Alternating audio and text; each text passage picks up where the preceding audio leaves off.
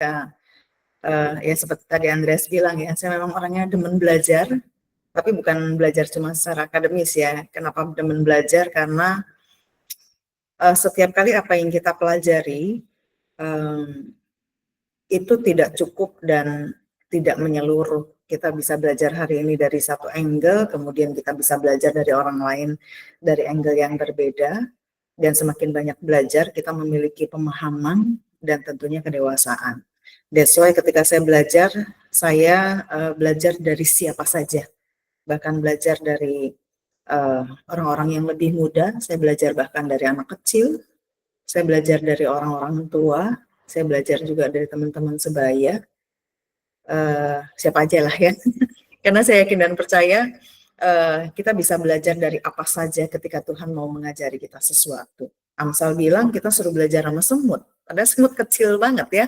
Bahkan kita nggak punya bahasa semut, tetapi justru Tuhan mau kita belajar. Artinya adalah ketika kita membuka hati dan menyadari bahwa kita ini nggak tahu banyak hal, maka di situ kita akan menerima banyak hal justru, ya. Tapi kalau kitanya udah belum apa-apa, udah, oh saya tahu semuanya gitu, malah kita nggak dapat apa-apa akhirnya. Nah hari ini saya digerakin Tuhan mau bicara tentang satu hal ini ya, tentang playground or holy ground.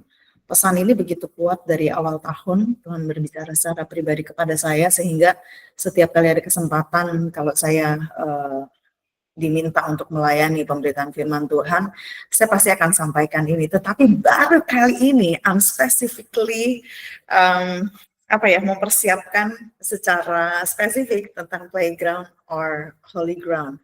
Karena biasanya ini cuma nyelip-nyelip doang di bagian firman Tuhan. Tapi hari ini secara khusus kita akan sama-sama belajar. Jadi saya juga belajar nih, ya teman-teman ya. Playground or holy ground. Kalau kita udah bicara tentang ground, itu artinya kita bicara tentang sebuah tempat, ya, sebuah tempat. Dan ketika kita berbicara tentang tempat, sadar atau nggak sadar, ya, tempat itu akan menentukan perilaku seseorang. Jadi, nih kayak saya nih, ngikut begini, saya nggak di rumah, saya di kantor sekretariat gereja, behavior saya agak sedikit formal gitu ya. Meskipun mungkin ketika saya online lewat dari rumah, mungkin di bawahnya bisa celana pendek ya. Ya. Dan tanpa kita sadari kita juga sering gitu kan ya. Kalau ke gereja rapi, tempat itu menentukan perilaku kita. Sampai suatu kali saya pernah dengar seorang ibu ngomong sama anaknya begini sebelum ibadah sekolah minggu gitu ya.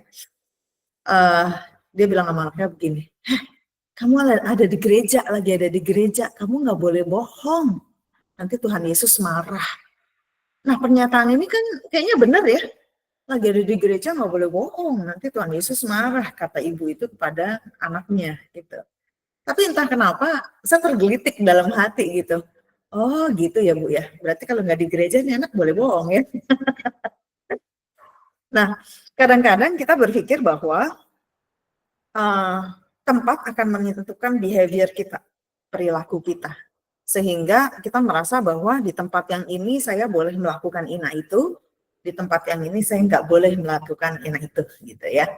Nah ternyata bicara tentang tempat mempengaruhi perilaku kita, ini nggak cuma sekedar bicara tempatnya, ya, tetapi bicara tentang satu hal, ada apa di tempat itu.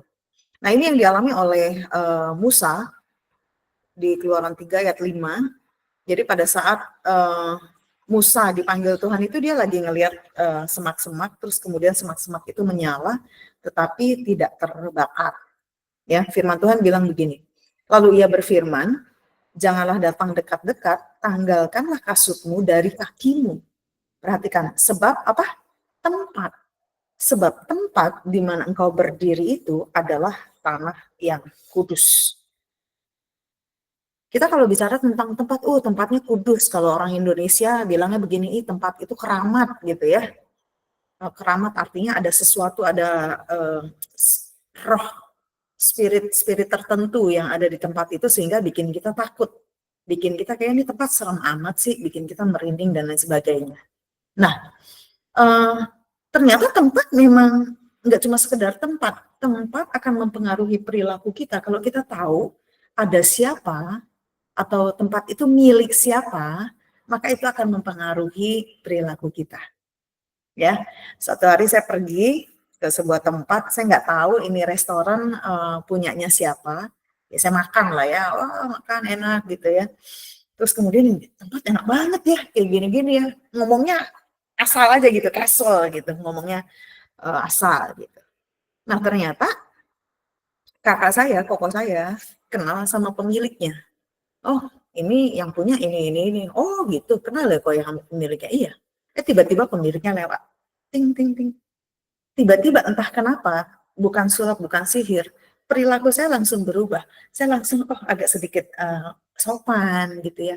Oh iya Pak, wah makanannya enak banget. Ngomongnya udah lebih, apa ya, pelan gitu. Kalau tadi kan, enak banget nih makanan gitu kan. Makanannya enak Pak, luar biasa restorannya. Perilakunya langsung berubah ketika tahu bahwa, oh ini yang punya. Oh ini pemiliknya yang ini gitu, sedang berbicara di depan saya. Nah, kalau kita bicara tentang tempat, ternyata itu nggak cuma sekedar sebuah lokasi, tetapi itu sebuah keberadaan atau eksistensi. Siapa yang ada di tempat itu. Nah, ini yang dialami oleh Musa pada saat dia mengalami Tuhan, bertemu dengan Tuhan secara pribadi. Tuhan zaman dulu bentuknya teofani, artinya Tuhan bisa menyatakan dirinya dalam berbagai bentuk. Nah, di sini Tuhan bentuknya adalah api yang menyala di tengah-tengah semak, meskipun semak itu tidak terbakar. Nah, kemudian saya ingin ngajak teman-teman sekalian, eh, kita ke scene yang berbeda, ke cerita yang berbeda, yaitu tentang Yakub. Ini terjadi kalau secara kronologi Alkitab, susunan Alkitab ya, terjadinya sebelum Musa bahkan. Di Kejadian 25, 28 ayat 16 sampai 17, ketika Yakub bangun dari tidurnya, berkatalah ia, sesungguhnya Tuhan ada di tempat ini dan aku tidak mengetahuinya. Ia takut dan berkata, alangkah dahsyatnya tempat ini tidak lain dari rumah Allah. Rumah Allah, disinilah istilah Betel, Betel, rumah Allah. Ini pintu gerbang sorga. Dan kemudian kisah selanjutnya diceritakan bahwa Yakub keesokan harinya dia membuat mesbah karena di situ melambangkan bahwa Allah hadir di situ. Bahkan Yakub berkata, ini pintu gerbang sorga, karena di dalam mimpinya dia melihat malaikat naik turun tangga menghampiri dia. Ini sebuah mimpi, tetapi dia sendiri tahu bahwa Allah memang ada di situ. Nah, ini istilah battle ini diambil dari situ, dari kejadiannya si Yakub ini. Battle, Bet itu rumah, El itu Allah, yang artinya Betel itu artinya rumah Allah, house of God atau holy place, tempat yang kudus, tempat yang apa ya, secara spiritual tuh tempat yang kudus, tempat yang suci. Nah, di dalam bahasa Ibrani disebut bayit, the temple gitu ya, bahasa Inggrisnya temple, tempat kediaman, sanctuary. Dan kemudian di dalam bahasa Yunani diambil kata naos, yaitu sama, pengertiannya sama, yaitu temple atau rumah. Nah, ternyata kata naos ini dipakai di 1 Korintus 6 ayat 19 sampai 20. Ketika Paulus mau menyampaikan tentang bait Allah, tentang rumah Allah. Nah, ini teman-teman, saya sangat pelan-pelan supaya kita bisa melihat benang merahnya, ngelihat hubungannya apa sih antara pengalamannya Musa, Yakub, sama Paulus. Di 1 Korintus 6 ayat 19 sampai 20, atau tidak tahukah kamu bahwa tubuhmu adalah bait Roh Kudus yang diam di dalam kamu. Roh Kudus yang kamu peroleh dari Allah, dan bahwa kamu bukan milik kamu sendiri. Sebab kamu telah dibeli dan harganya telah lunas dibayar, karena itu muliakanlah Allah dengan tubuhmu. Nah, kali ini Paulus justru menyatakan yang disebut bait Roh Kudus, bait, tempat, temple, the holy place itu bukan di gereja, bukan di suatu tempat tertentu, bukan di tempat keramat, Tetapi dikatakan apa? Tubuhmu adalah bait Roh Kudus yang diam di dalam kamu. Ini menarik ya. Saya waktu mempelajari ini secara pribadi, saya terkagum-kagum gitu loh. Bagaimana Tuhan membawa pemahaman dan pengertian ketika dia ingin bersemayam, ketika dia ingin tinggal, dia memilih tempat tinggal di suatu tempat. Atau dia bahkan menyatakan dirinya kepada seseorang, dalam hal ini Musa dan Yakub. Terus kemudian di dalam perjanjian baru, setelah Tuhan Yesus naik terangkat ke sorga, justru dia memilih tempat kediamannya adalah di dalam tubuh kita.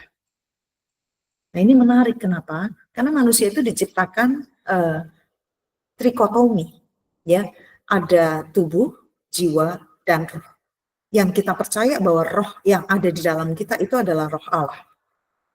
Ya, kita diciptakan serupa dan segambar dengan Allah. Allah menghembuskan nafasnya, ruahnya di dalam kita, sehingga roh yang ada di dalam kita ini roh Allah.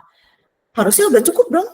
Ngapain lagi sih Tuhan mau tinggal lagi di dalam tubuh kita ini, tubuh yang fana, tubuh yang bisa binasa, tubuh yang masih dikuasai kedagingan, tubuh yang bisa jatuh dalam dosa, tubuh yang banyak keinginannya bertentangan dengan Allah.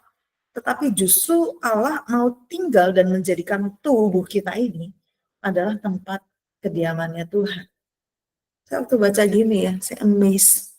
Bagaimana Tuhan yang di perjanjian lama yang kesannya jauh tidak terjangkau dan hanya menjumpai orang-orang khusus karena kekudusan dan dosa itu hal yang tidak bisa menyatu.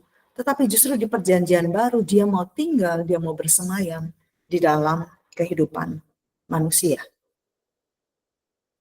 Nah, sekarang saya ajak kita ngelihat di Yohanes 4. Teman-teman nggak apa-apa ya, ini kita sambil belajar, namanya belajar Alkitab nih. Kalau khotbah doang, saya yakin teman-teman udah sering dengar khotbah. Tapi ini kita belajar ngulik Alkitab ya, supaya pinter.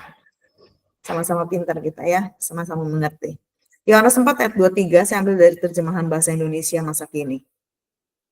Tetapi waktunya akan datang, malahan sudah datang, bahwa dengan kuasa roh Allah, orang-orang akan menyembah Bapa sebagai Allah yang benar seperti yang diinginkan Bapa. Allah mencari penyembah-penyembah yang benar yang menyembah dia di dalam roh dan kebenaran. Ini ayat yang sering kali kita dengar. Yohanes 4 ayat 23. Kalau teman-teman pernah baca kisah perempuan Samaria bertemu dengan Yesus di sumur Yakub, entah kenapa ini bukan karena suatu kebetulan ya. Perempuan Samaria dan Yesus bertemu di sumur Yakub. Yakub yang sudah terlebih dahulu mengalami perjumpaan di Betel, tempat di mana dia berjumpa dengan Tuhan. Perempuan Samaria ini bilang begini, Tuhan, kaumku, orang-orang Samaria, menyembah Tuhan itu di gunung-gunung. Karena dari zaman dulu bahkan sampai zaman sekarang, orang-orang mempercayai bahwa gunung itu adalah tempat yang tinggi, yang paling dekat dengan Tuhan. Nah ini intermezzo sedikit ya. Nama saya tuh Willis, ya. Ini sekalian tadi perkenalannya telat soalnya. Nama saya Willis. Ketika saya nanya sama orang tua saya, Pak, Ma, kenapa saya dikasih nama Willis gitu ya? Mama saya dari orang Pekalongan, orang Jawa. Papa saya bilang nama Willis itu adalah nama gunung. Nah, kenapa saya nama gunung dikasih buat saya gitu ya? Saya awalnya nggak ngerti, saya awalnya bingung gitu. Sampai kemudian suatu kali seorang hamba Tuhan, saya nggak kenal, saya benar-benar nggak kenal nih hamba Tuhan, datang dari Surabaya, terus dikenalin, yang kenal tuh Ko Franky ya, Ko Franky Kuncoro. Dia bilang sih ini kenalin teman dari Surabaya. Setelah ngobrol-ngobrol, terus kemudian ternyata mereka berdua adalah pendoa. Dan kemudian dikatakan gini, nama kamu itu ya, nama yang menggambarkan bahwa kamu memiliki kedekatan, keintiman dengan Allah. Nah, harusnya kamu menghidupi nama kamu seperti itu. Saya waktu diceritain kayak gitu, satu merasa terintimidasi, karena gue beneran deket sama Tuhan apa enggak gitu ya. Gue beneran intim sama Tuhan apa enggak.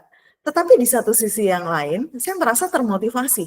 Oh yes, kalau memang namaku adalah nama yang benar-benar menunjukkan kedekatan dan keintiman dengan Tuhan, maka tingkah laku, perilaku harusnya memang menjadi orang yang dekat dengan Tuhan.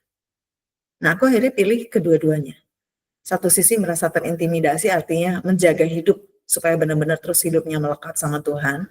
Dan yang kedua, membangun kehidupan untuk terus dekat sama Tuhan. Ini intermezzo ya, karena memang pengertian gunung ya dari zaman dulu sampai zaman sekarang, tanya deh sama orang-orang tua. Kalau bicara tentang gunung, filosofinya pasti adalah itu tempat paling tinggi, tempat yang paling dekat sama Tuhan. Nah, perempuan Samaria ini bilang begini, kaumku, orang-orang Samaria, menyembah Tuhan itu di gunung. Dan orang-orang Yahudi, dia katakan sama Yesus nih, dan orang-orangmu, bangsa Israel, orang-orang Yahudi, bilang bahwa kalau nyembah Tuhan, beribadah itu di mana? Di Yerusalem. Karena di Yerusalem ada bait Allah yang didirikan oleh Salomo. Nah, tetapi justru konsep ini dirombak, dideskonstruksi sama Tuhan Yesus, dan Tuhan Yesus bilang begini, enggak, waktunya sekarang udah datang, malahan udah datang. Bahwa dengan kuasa roh Allah, orang-orang akan menyembah Bapa di dalam roh dan kebenaran. Yesus sedang tidak menunjukkan sebuah lokasi, Yesus tidak sedang menunjukkan sebuah tempat, sebuah temple, bait, sebuah tempat sakral gitu ya. Tetapi dia menunjukkan bahwa Bapa sedang mencari penyembah-penyembah yang menyembah di dalam roh dan kebenaran. Nah, ternyata kalau kita balik lagi tadi ke awal, belajar tentang Musa ketemu sama Tuhan, belajar tentang Yakub melalui mimpinya dia dapat penglihatan ketemu sama Tuhan, dan di situ dia menyebut sebagai Bethel, House of God, Holy Place, Bayit, Naos, tempat kudusnya Tuhan. Kemudian Paulus katakan tempat kudusnya Tuhan sekarang malah pindah ke hidup kita, ke tubuh kita. Dan ini dikonfirmasi oleh Tuhan Yesus bahwa saat ini ketika kita beribadah, ibadah itu dalam bahasa aslinya avodah. Avodah itu artinya menyembah, melayani dan menyembah Tuhan. Nah, Yesus pakai kata avodah, menyembah atau ibadah ini, bahwa setiap orang beribadah nggak perlu ke gunung yang tinggi. Tetapi justru menyembah di dalam roh dan kebenaran. Which is itu udah ada di dalam kehidupan kita. Nah, pertanyaannya sekarang adalah, berarti apakah kita bisa menyembah Tuhan di mana saja? Kalau memang roh Allah ada di dalam kita dan kita menyembah Tuhan di dalam roh dan kebenaran. Nah, ini yang saya mau sampaikan. Kita baru masuk ke menu utamanya. Ya, tadi baru pendahuluannya, dan saya berharap teman-teman bisa nangkep ya pembelajaran firman Tuhan ini. Ini sebenarnya kalau buat diskusi seru banget ini ya. Karena supaya kita benar-benar memiliki pemahaman, pengertian yang mendalam. Karena seringkali kita menyebut diri kita sebagai pengikut Kristus, penyembah Tuhan, tetapi kita tidak menghidupi penyembahan itu. Kenapa? Karena kita gagal paham tentang fondasinya, karena kita gagal paham tentang latar belakangnya, karena kita gagal paham bahkan tentang identitas kita sebagai seorang penyembah. Nah, hari-hari ini banyak orang bilang, we can worship God anywhere. Di mana aja kita bisa menyembah Tuhan. Tetapi celakanya ada orang-orang yang akhirnya menafsirkan dengan salah menyembah Tuhan di mana saja. Belakangan kita lihat ada orang-orang yang bikin worship night di night club ya, di tempat-tempat yang mungkin dulu orang berpikir nggak boleh gitu ya. Satu sisi ini bisa jadi movement, tetapi di sisi yang lain ini bisa menjadi sebuah dilema ya buat orang-orang yang tidak memiliki pemahaman yang mumpuni, yang cukup. Emang boleh tuh nyanyi-nyanyi lagu gereja di night club, di diskotik gitu ya. Karena faktanya memang Allah Maha Hadir. Ya, kemarin beberapa waktu lalu saya sempat diskusi sama Andreas. Kalau Allah Maha Hadir, kenapa sih kita harus ngundang Tuhan datang? Kan dia Maha Hadir. Yes. Seperti yang tadi saya bilang. Ketika saya ketemu sama pemilik restorannya, saya kan nggak tahu itu tempat punya dia. Dan ternyata dia ada di situ. Tapi karena saya nggak kenal, saya tidak merasakan dan nggak tahu bahwa merasakan kehadirannya. Karena saya nggak tahu dia pemiliknya. Nah, maksud saya begini, Seringkali kita merasa bahwa, oh Tuhan nggak ada di sini, nggak ada hadirat Tuhan. Eits, tunggu dulu ya. Allah maha hadir dan dia benar-benar maha hadir. Tidak ada tempat yang dia tidak bisa hadir. Tidak ada tempat yang bisa menghalangi dia untuk eksis, untuk ada. Ya, dia Allah yang maha hadir, tetapi seringkali kita yang luput untuk melihat dan merasakan kehadiran Allah. Mata kita tertutup dengan segala hal yang kita jadikan ekspektasi kita. Oh, Allah hadir itu harusnya banyak orang nangis. Ketika Allah hadir dalam sebuah ibadah, harusnya ada orang yang tumbang-tumbang. Ketika Allah hadir dalam sebuah ibadah, harusnya banyak orang ngalamin mujizat. Itu kan mata kita pinginnya ngelihat kayak gitu, ya.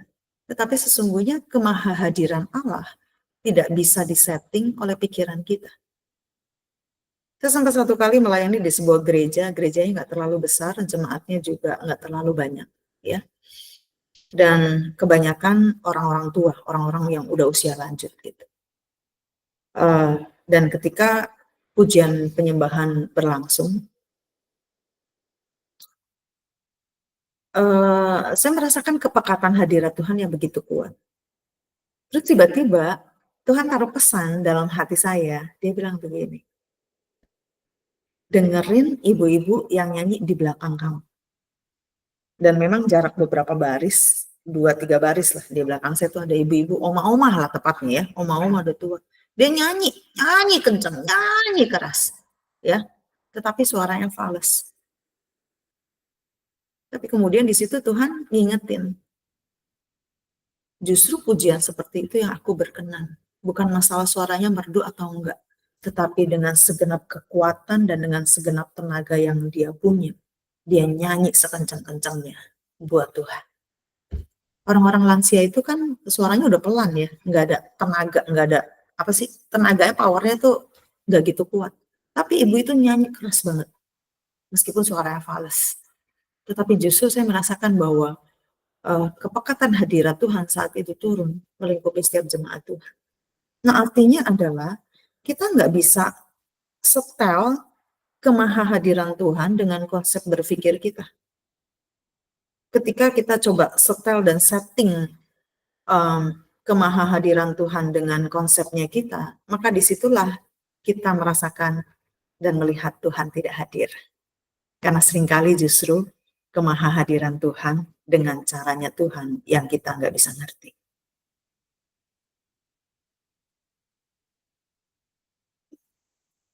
Permasalahan berikutnya adalah ketika kita menganggap kita bisa menyembah Tuhan di mana saja karena Allah Maha Hadir di mana saja. Ini celakanya. Kita jadi nganggap begitu murah kehadiran Tuhan. Sehingga akhirnya yang kita lakukan bukan membawa persembahan, tetapi memberikan pertunjukan. Yang kita pikir ketika kita menunjukkan, oh nih ada hadirat Tuhan, dia sanggup bikin mujizat. Jadi konsep di kepala kita adalah kita lagi bikin mujizat, pertunjukan yang orang lain bisa nonton, orang lain bisa amazed, tapi kita lupa apakah orang lain itu yang melihat itu akhirnya bisa mengalami pertobatan dan menerima Tuhan. Nah, ini yang selalu jadi PR. Saya tiap kali ngajar workshop untuk praise and worship, saya tekankan hal ini. Karena seringkali ini yang jadi jebakan Batman untuk setiap pemuji dan penyembah Tuhan. Kita mungkin nggak melayani di area praise and worship, tetapi justru kita yang melayani di area praise and worship ini menjadi sebuah PR besar buat kita. Kenapa? Karena kita ingin orang lain ngelihat pertunjukan daripada kita yang mau memberikan persembahan kepada Tuhan. Karena penyembahan tanpa persembahan bukanlah penyembahan. Penyembahan pasti ada yang dipersembahkan.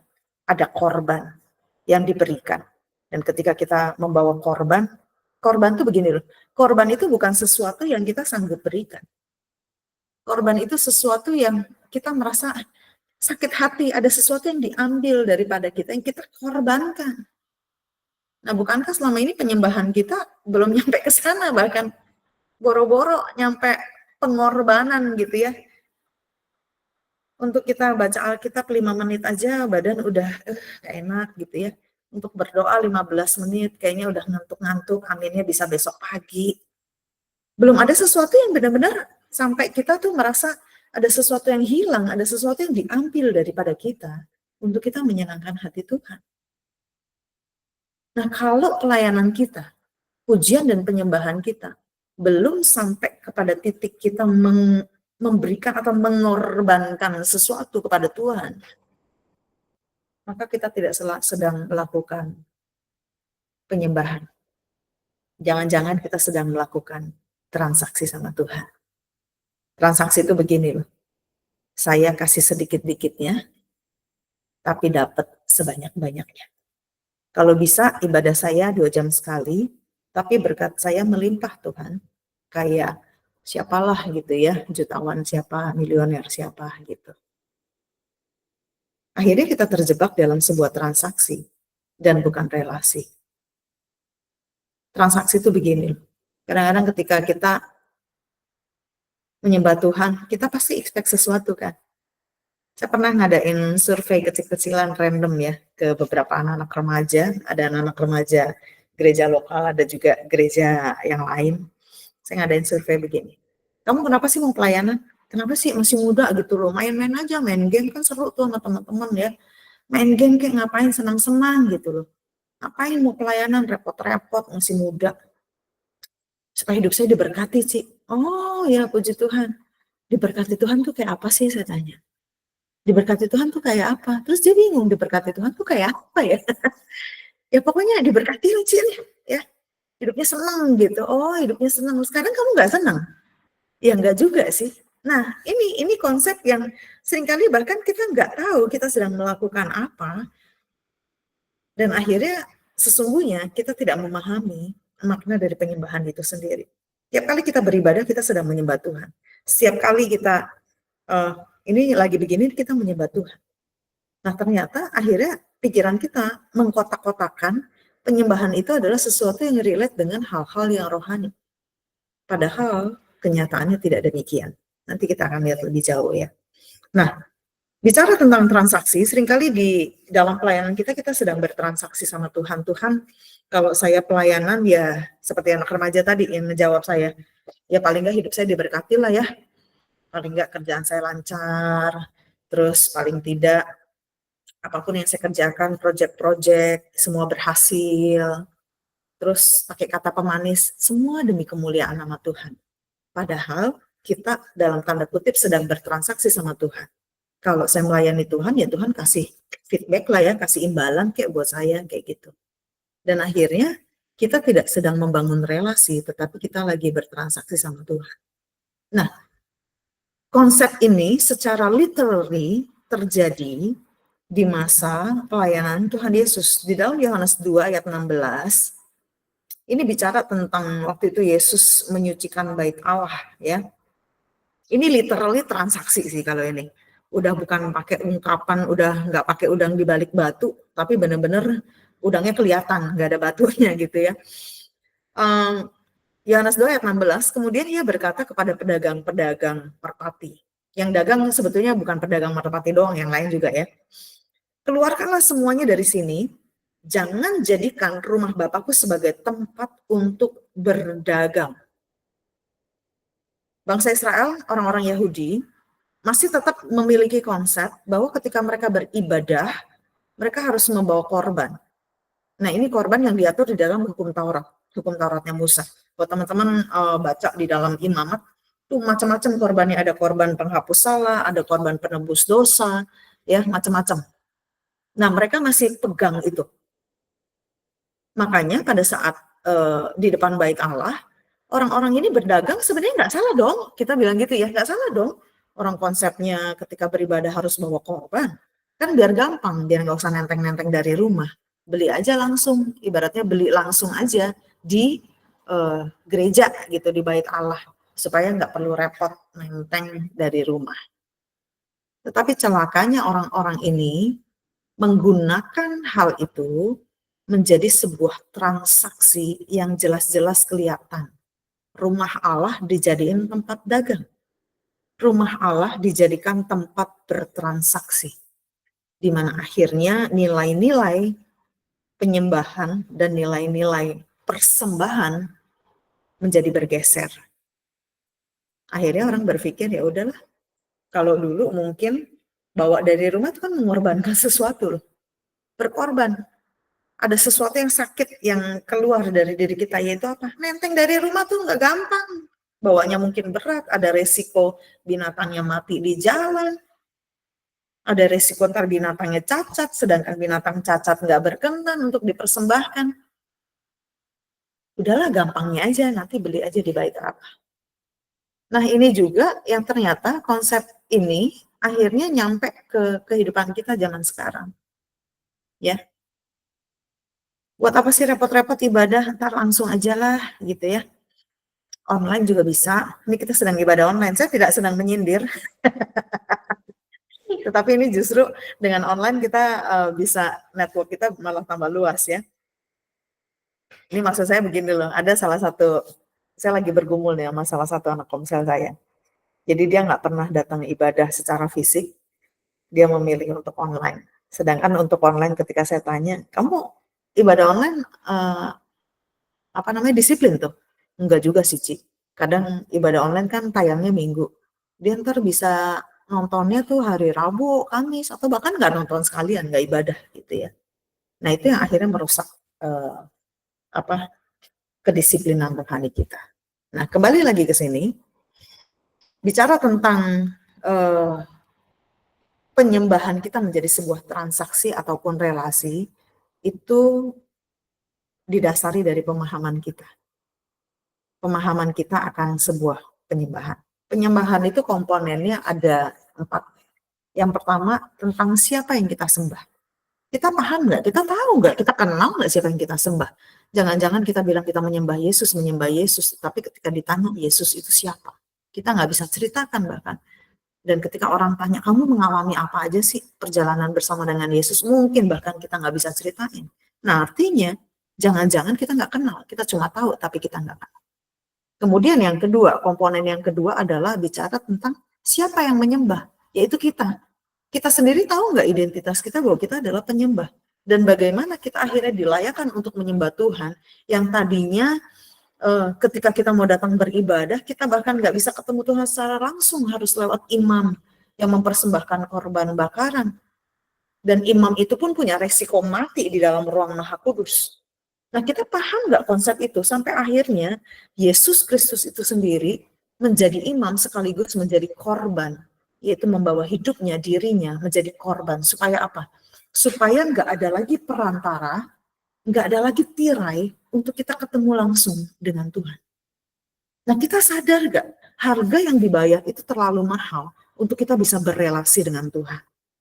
Kalau kita nggak sadar harga yang dibayar itu terlalu mahal untuk Tuhan bisa berelasi dengan kita, ya nggak heran ujung-ujungnya kita bertransaksi dengan Tuhan.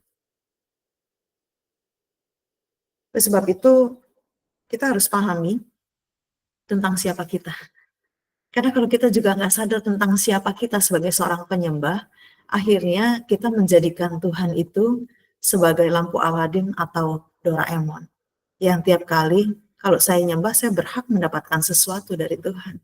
Ketika kita menyembah Tuhan, memuji Tuhan, kita merasa kita berhak untuk memperoleh sesuatu dari Tuhan. Nah ini celaka. Saya banyak bertobat di area ini teman-teman. Ya, saya banyak banget bertobat di area ini.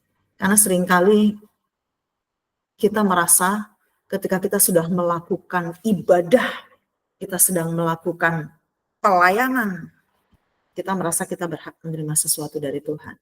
Sampai satu titik akhirnya Tuhan ingatkan saya, oke Lis, bisa nggak kalau misalkan kamu nggak dapat apa-apa, kamu masih mau nyembah Tuhan? Bisa nggak kalau misalkan mungkin kamu sakit, mungkin kamu lagi kekurangan, mungkin kamu lagi keadaannya, kondisinya lagi susah, tapi kamu cuma mengingini Tuhan dan nggak mengingini kondisi itu berubah. Saya bertobat. Saya bertobat. Saya cuma bisa diem di kamar saya tersungkur di lantai, saya nangis, saya nggak bisa ngomong. Saya bilang, Tuhan ampuni saya. Tuhan ampuni saya. Saya nggak mau yang lain. Saya nggak mau yang lain. Saya cuma mau Tuhan. Nah, kapan terakhir kita bilang kayak gitu sama Tuhan? Karena seringkali belum apa-apa, berdoa aja Tuhan. Ya, udah Tuhan, tolong saya. Boleh enggak? Saya minta ini, minta itu. Tuhan lindungi saya, Tuhan pimpin saya. Tapi kapan terakhir kita bilang, Tuhan, apapun yang Tuhan mau, saya mau lakukan. Saya nggak mau yang lain, saya cuma mau Tuhan. Saya cuma mau Tuhan. Apakah kita pernah mengingini Tuhan lebih daripada kesembuhan kita? Apakah kita pernah mengingini Tuhan lebih daripada cita-cita yang kita ingin capai? Apakah kita mengingini Tuhan bahkan lebih dari keberhasilan pelayanan kita? Nah, ujung-ujungnya ketika kita sadar tentang siapa kita, maka relasi yang terbangun itu akan semakin intim. Dan kedalaman hubungan kita akan menentukan tingkat, apa ya saya bilangnya ya, kedalaman hubungan kita itu akan menentukan tingkat kedewasaan iman kita. Dan kemudian komponen yang ketiga adalah di dalam penyembahan bicara tentang persembahan itu sendiri. Apa sih yang kita persembahkan sama Tuhan? Kita persembahkan waktu kita. Kita persembahkan, kita merasa, gue udah keluar tenaga nih. Ini gue udah bela-bela ini pulang kerja. Harusnya bisa nonton drama Korea kayak, sosmedan kayak, atau ngapain, ini harus ngikutin apa Google Meet ibadah online. Kayaknya udah nggak zaman deh, udah nggak COVID gitu ya. Terus apa namanya, apa yang kita persembahkan sama Tuhan? Karena sesungguhnya firman Tuhan katakan perbuatan baik kita aja udah kayak kain kotor. Apa sih kita bisa persembahkan sama Tuhan? Makanya tadi ketika nyanyi lagu yang tadi ya, hanya ini Tuhan persembahanku, terimalah Tuhan jiwa dan ragaku, sebab tak kumiliki harta kekayaan yang cukup berarti untuk ku persembahkan. Kekayaan kita, harta kita, itu juga punya Tuhan loh, itu cuma titipan. Bahkan hidup yang kita hidupi ini punya Tuhan. Jadi sesungguhnya kita nggak punya apa-apa buat kita persembahkan sama Tuhan, selain ya kita memberi hidup kita yang memang ini punya Tuhan. Jadi kalau hari ini, selama ini bahkan, kita sudah menyembah Tuhan, tapi kita gagal untuk memahami tentang siapa Tuhan, kita bahkan gagal untuk mengenali siapa kita di hadapan Tuhan, dan kita gagal untuk memahami korban persembahan apa yang harusnya kita bawa di hadapan Tuhan. Jangan-jangan kita hanya sedang melakukan ritual keagamaan, ritual rohani, hingga akhirnya kita gagal juga untuk memahami Tuhan. Dan yang keempat, komponen yang keempat adalah bagaimana cara mempersembahkan. Cara mempersembahkan nih nggak bicara kayak perjanjian lama gitu ya. Oh harus bawa korban, korbannya harus disembelih gitu. Hari-hari ini sikap hati kita menentukan cara kita mempersembahkan.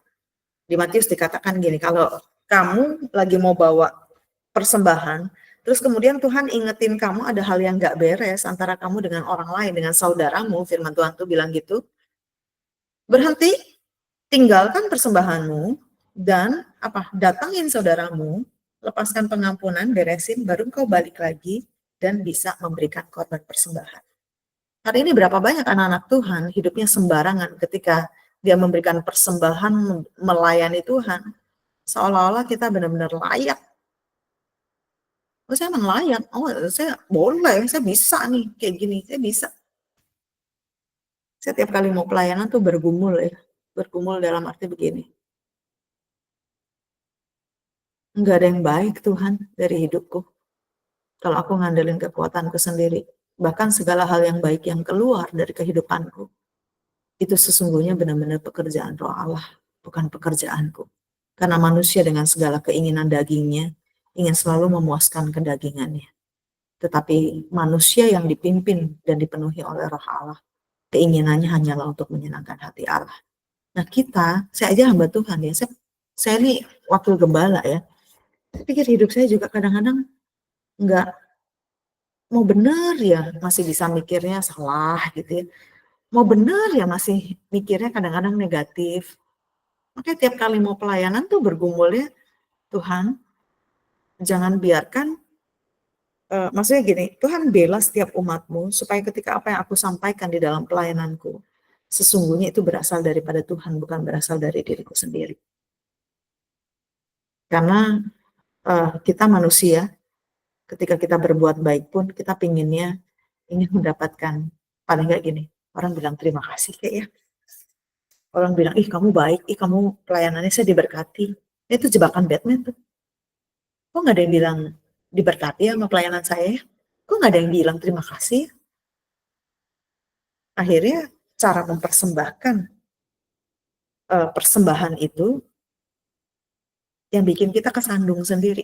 Karena kita nggak ngerti bagaimana cara mempersembahkan persembahan yang berkenan kepada Allah. Caranya adalah bersihkan hati kita dari segala motivasi-motivasi yang bengkok, hati-hati yang bengkok, diluruskan hanya benar-benar untuk Tuhan.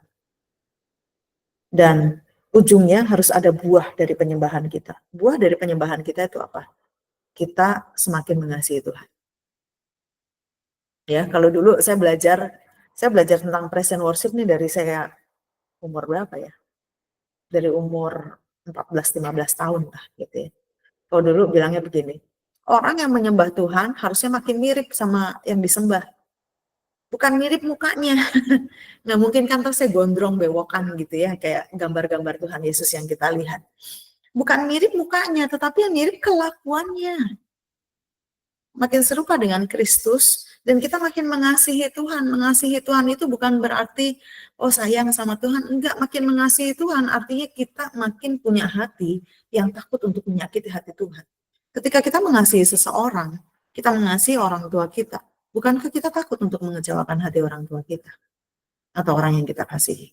Nah sama, ketika kita mengasihi Tuhan, kita makin takut bikin dosa. Dan akhirnya hidup kita makin mirip, kelakuan kita makin mirip, makin serupa dengan Kristus, dan hidup kita berpusat kepada Kristus. Sehingga kita bisa mengalirkan, menyalurkan kasih Kristus kepada banyak orang. Nah, teman-teman bicara tentang tempat sekali lagi ya, playground or holy ground. Hari ini jangan jadikan tempat dimanapun kita melayani menjadi sebuah tempat bermain kita yang kita pikir, oh ini area bermain saya bisa dapat dapat apresiasi, dapat ucapan terima kasih, dapat pujian, dan kita menganggap itu playgroundnya kita. Tetapi sesungguhnya itu adalah holy ground, di mana segala pujian, kemuliaan, itu cuma buat satu pribadi, yaitu Tuhan yang kita sembah.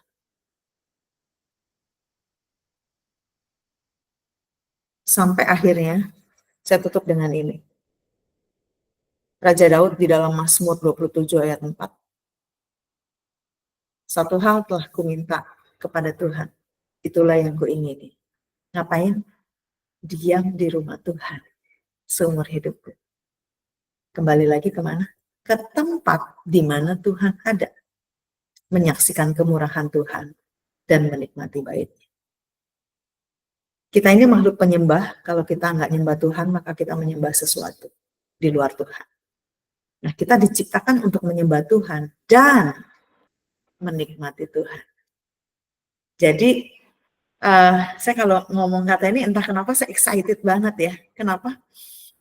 Karena kok bisa-bisanya ya, Tuhan ciptain kita untuk kita bisa menikmati Tuhan. Menikmati Tuhan itu wonderful, indah gitu ya. Kemarin saya baru konser, saya bilang begini, di dalam segala kesulitan kehidupan, dalam segala proses kehidupan, tantangan hidup yang Tuhan izinkan terjadi, belajar tuh, slow down, slow living. Sehingga ketika segala sesuatu kita lihat pelan-pelan, dengan micro, saya seringkali diizinkan, kayak tangan Tuhan tuh benar-benar kelihatan, sedang bekerja, sedang ngatur segala kehidupan, tangan Tuhan seperti sedang turun tangan untuk mengirimkan pertolongan-pertolongan. Tangan Tuhan sedang turun untuk menyediakan sumber-sumber yang saya butuhkan. Indahnya hidup dekat dengan Tuhan tuh kayak gitu. Kita bisa nikmati Tuhan dan kemurahan Tuhan. Jadi makanya Raja Daud bilang begini, selain Engkau nggak ada yang aku ingini Tuhan. Sekalipun hatiku dagingku habis lenyap, Engkau gunung batuku selama-lamanya. Hari ini kita ingin apa? Dan saya menantang setiap kita, hari ini jangan ingini apa-apa. Ingini Tuhan lebih daripada apapun. Nikmati Tuhan lebih daripada apapun. Maka mata kita nggak akan gelap dengan segala gemerlap dunia yang dunia coba tawarkan dalam hidup kita. Karena apa yang ditawarkan dunia bisa menyesatkan kita, bisa mencelakakan kita, bahkan bisa menjauhkan kita dari Tuhan. Tetapi ketika kita menikmati Tuhan, bukankah itu lebih dari cukup? Mari kita berdoa. Hari ini Tuhan, kami percaya Engkau hadir di mana kami berada. Hari ini kami mau belajar bahwa the holy ground adalah tempat dimanapun kami berada. Di kantor, di pasar, dimanapun kami ada, itu adalah holy ground-nya Tuhan. Kenapa? Karena Tuhan ada di dalam kami. Dan ketika Tuhan hadir, itulah tempat kudusnya Tuhan. Yang artinya, di tempat kerja ketika kami jujur bekerja, ketika kami bekerja dengan penuh integritas, kami sedang melakukan penyembahan. Di masyarakat, ketika kami melakukan hal yang baik, hal yang benar, kami sedang menyembah Tuhan. Sehingga kami sungguh-sungguh bisa menyembah Tuhan dari mana aja dan kapan aja. Dan dalam penyembahan kami sungguh-sungguh didasari oleh kebenaran akan pengenalan kami akan Tuhan. Kami kenal siapa yang kami sembah dan kami juga tahu diri tentang siapa kami di hadapan Tuhan. Sehingga kami bisa memberikan persembahan yang berkenan, yang kudus, yang sempurna, yang menyukakan hati Allah dengan cara yang benar. Hari ini ajari kami untuk kami sadar bahwa tempat kudusnya Tuhan adalah dalam hidup kami. Biarlah kami belajar untuk menjaga hidup kami kudus, menjaga hidup kami berkenan kepada Tuhan, karena ini adalah tempat kediaman Tuhan. Kami mengucap syukur, Kau memberkati komunitas ini Tuhan, biarlah Tuhan terus bekerja berkarya di dalam kami. Di dalam nama Tuhan Yesus kami berdoa mengucap syukur. Amin. Thank you.